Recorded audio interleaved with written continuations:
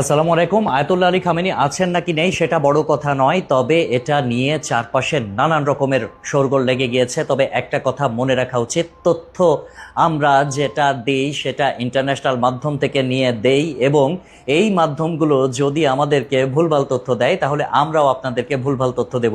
কিছুক্ষণ আগে বলছিলাম যে খামেনি শহীদ হয়েছে, সেটাও অথেন্টিক সোর্স থেকে নেয়া। সকল সংবাদ মাধ্যমগুলো একযোগে প্রচার করছিল, ইন্টারন্যাশনাল মিডিয়াগুলো একযোগে প্রচার করছিল, তবে খেলা ঘুরে গিয়েছে। আয়াতুল্লাহ আলী খামেনি এখনো জীবিত রয়েছেন, তাই শহীদ হয়েছেন এটা নিয়ে যে বক্তব্যটা দিয়েছিলাম সেই বক্তব্যের সত্যতা পাওয়া যায়নি।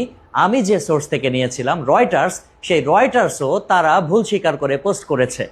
সো আমিও এখন ভুল স্বীকার করছি যে আয়াতুল্লাহ আলী খামেনি তিনি এখনো জীবিত রয়েছেন, তিনি যুদ্ধের ময়দানে নেতৃত্ব দিচ্ছেন দৃঢ়তার সাথে।